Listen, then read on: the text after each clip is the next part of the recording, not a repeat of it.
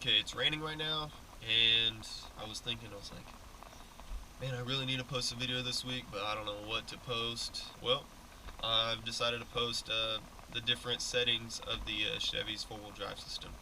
And it has a two-wheel drive, 4 high auto, 4 high, and 4 low. I'm not going to be testing 4 low because, I mean, everyone knows what that is. But the main thing I'm going to be going over is the 4 high auto. And the longest time I had no idea what it was and what even it was supposed to do with the truck until I looked it up and I understand it now. And I want to show you guys and do demonstrations on what it is and how it can actually make it safer to drive in wet weather, snowy weather, off-road, and whatnot. So here is what it is and what it does. What the Chevy transfer cases have is a clutch pack on the inside. When auto is engaged, it also engages the clutch pack in the transfer case. And while you're just regular driving, it doesn't send much power, little to no power. I think it's 5%. I read somewhere it said 5% to the front whenever you're just driving around.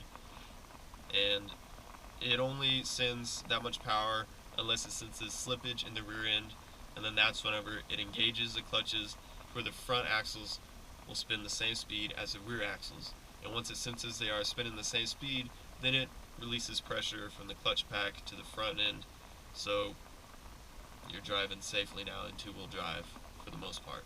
And what I like about this is that you can drive on the pavement on it perfectly fine. As far as safety for the vehicle, like different components and whatnot, it's safer, especially turning, and it doesn't lock up parts. It doesn't grind the tires when you turn. It doesn't bite down.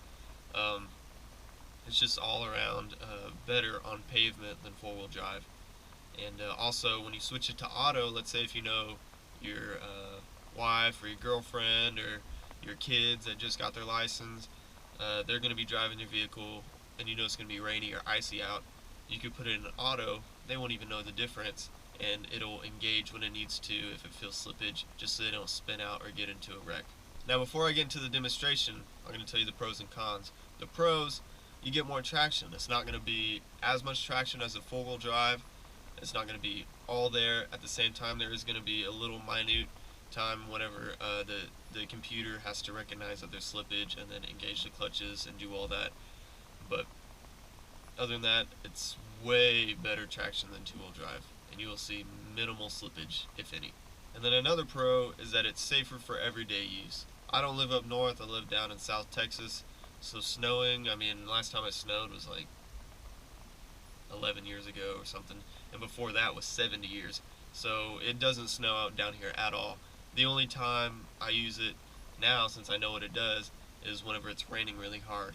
And so all the oils from the pavement and whatnot are up and making it more slippery and more dangerous.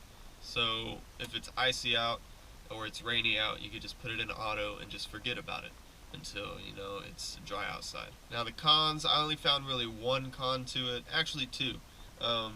If it's dry outside, you really don't need the auto four-wheel drive, just because that's whenever you have the most traction is when it's dry. And so whenever you have it engaged, you got more rotating parts, so you're going to have a little bit less gas mileage. It's not going to be major, but still, I mean, just to lose gas for nothing really, there's really no need to. So just put it in a two-wheel drive.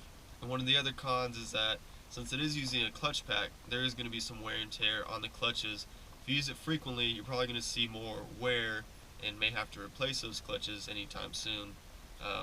But I didn't really look into how long that takes for the clutches to wear down, so I guess I'll have to make another video about that. When you switch it into four-wheel drive, just regular 4 high, what it does with the clutch pack is it locks it up.